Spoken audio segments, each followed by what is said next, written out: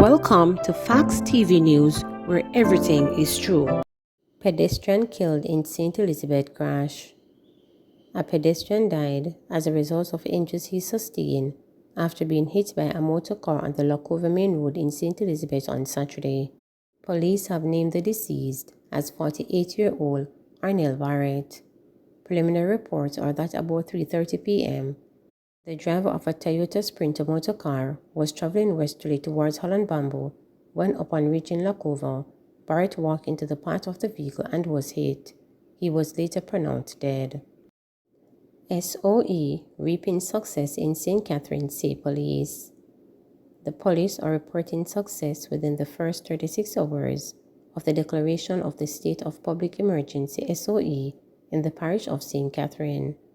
According to a release from the Jamaica Constabulary Forces Communications Unit CCU, 2 firearms, a submachine gun, and a revolver were seized during operations within the first 36 hours of SOE. 3 wanted men were also apprehended, 2 for sexual offenses and the other for murder. Also in the parish on Saturday, a police team seized 1 firearm with a magazine and 3 9mm rounds of ammunition during an operation in Valdez Road. Reports are that about 4:30 p.m., lawmen were in the area when 1 Intertech submachine gun, 1 magazine, and 3 9mm rounds of ammunition were found under an old truck. No one was arrested in relation to the seizure. The investigation is ongoing. Chinese farm store robbed in Santa Cruz. Police have launched a manhunt for 2 men following an armed robbery at a Chinese-operated farm store in Santa Cruz on Saturday. Head of the St. Elizabeth Police Superintendent Dwight Daly told reporters that about 10 a.m., the men, one armed with a firearm, held up the store and took an undetermined sum of money. He said the robbers also held up a motorcyclist and took his motorcycle. They abandoned the motorcycle at a certain section of the town where it is believed that a motor vehicle was waiting for them. We are now conducting a series of operations in search of these men, Daly stated. He is appealing to anyone with information that can assist the police in their investigation to contact 119, the police emergency number 311, Crime Stop, or the nearest police station. 74 million crime-fighting pilot program for Norwood, Denham Town. Norwood in St. James and Denham Town in West Kingston will be the recipients of a $44.6 million project over the next 12 months as efforts continue to reduce crime and violence in the 2 communities. Deputy Prime Minister and the Minister of National Security Dr. Horace Chang on Friday launched the Reduce Small Armed and Light Weapons in Jamaica project at the Jamaica Evangelistic Center in Norwood Heights, St. James. The pilot initiative, also known as the Saving Lives Entity Joint Program, aimed to dismantle the factors that make it possible for the illicit trafficking of firearm and ammunition into the country, as well as address the root cause of violence. This will be tackled via multiple entry points to include legislation, policy, strategy, training, investigations, law enforcement, and data collection. The program will be spearheaded by the ministry and implemented by the United Nations Development Program. In his address, Chang stated that the project was critical as over 85% of all homicides are committed with firearms, and Jamaica has the highest rate of homicide of any democracy. He said reducing the supply of arms in police is crucial to reducing violence in the country and requires a multi-pronged approach that will include local and international partners. Violence and crime do damage to our economy. It is not only what we lose and what it costs us, but there is no measure of the level of lost opportunities that criminals, violence, and corruption pose on this country, he stated. He said the program aligned with Jamaica's goal of a secure, cohesive, and just society. The Reduce Small Arms and Light Weapons in Jamaica project will incorporate 4 key activities to achieve its objective.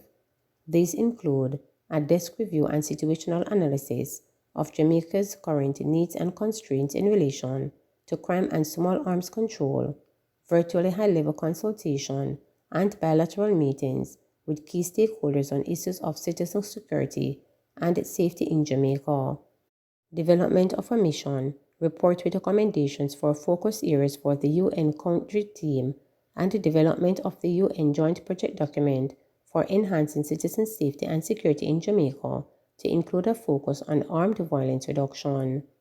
Funding the project is from the Settling Fund established by the UNDF and the United Nations Organization for Disarmament Awares. The United Nations Educational, Scientific and Cultural Organization, and the United Nations Office on Drugs and Crime are also a part of the project. United Nations Resident Coordinator Dr. Gary Conneal indicated that the UN is committed to working with Jamaica to turn the tide on the illegal use of small arms and the homicide epidemic. I therefore join the government in calling on Jamaicans everywhere to see themselves as change agents, to reject the urge to participate in the illegal trade of guns and instead to actively participate in the transformation required to build peace in this small island, Dr. Conneal stated. New Ramble flanker communities get free Wi-Fi.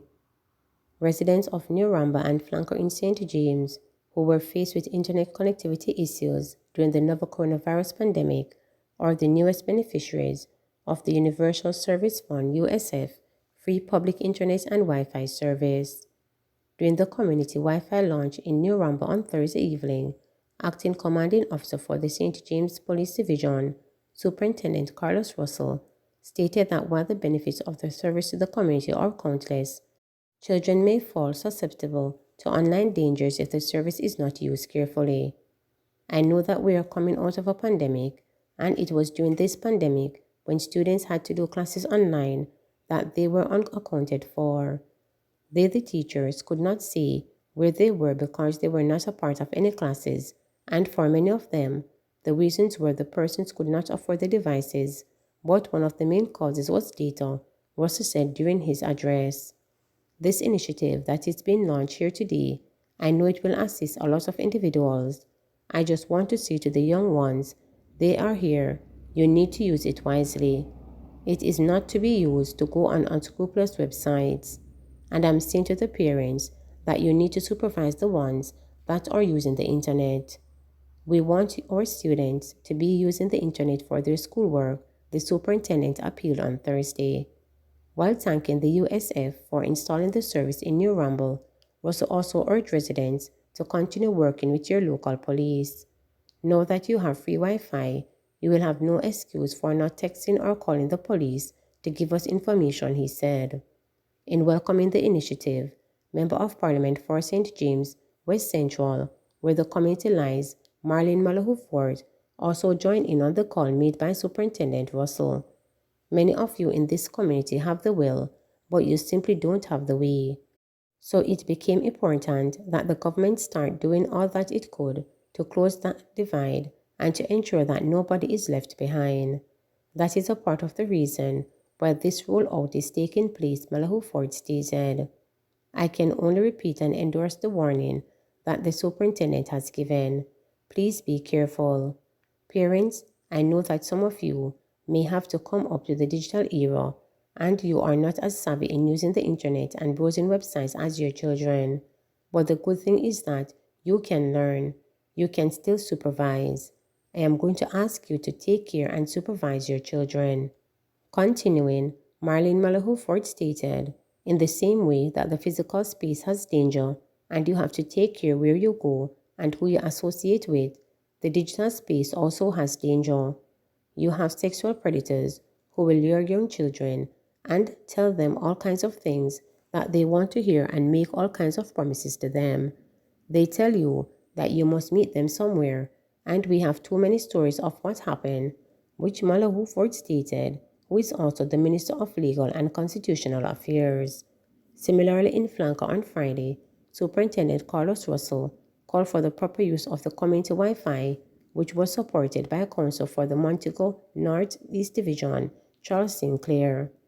You have heard from the superintendent that Wi-Fi can be a good thing, just as smartphones can be very good, but the phone must not be smarter than the individual using it. The phone can get you into problem, the Wi-Fi can get you into bigger problems, and so the charge that was given by the superintendent is something that I endorse fully, said Sinclair, who is also a government senator. Chief Executive Officer of the USF, Daniel Dawes, said that although these installations are the first for St. James, some 6 communities will benefit from free Wi-Fi service before the end of the financial year, as USF is hoping to complete the creation of 189 free community Wi-Fi points across the country. Jamaica reports 158 new COVID cases, 1 death. With Jamaica on Friday reporting 158 new cases of COVID-19, there are now 2,260 confirmed active cases of the virus on the island. The latest numbers bring the total number of cases recorded on the island since the start of the pandemic to 141,464. Of the newly reported cases, there were 91 females and 67 males, with ages ranging from 4 months to 93 years. The cases were recorded in Kingston and St. Andrew 39, St. Catherine 36, Clarendon 15, St. James 15, Manchester 11, Westmoreland 11, Trelawney 8, St. Elizabeth 7, St. Thomas 7, St. Anne 5, St. Mary 3, and Hanover 1. Meanwhile, 1 virus-related death was recorded in the 24-hour period, pushing the death toll to 3,094. The latest fatality is a 73-year-old male from Portland, whose death was recorded in May 2022. 2 more deaths were reported under investigation, while another was classified as coincidental. According to the latest statistics from the Ministry of Health and Wellness, the country also recorded 92 new recoveries, bringing the total number of recoveries to 88,657. The country's positivity rate for the latest batch of testing is 22%. Approximately 131 patients have been hospitalized, 4 of them critically ill. Please remember to subscribe, like, share, and click the notification bell for daily updates.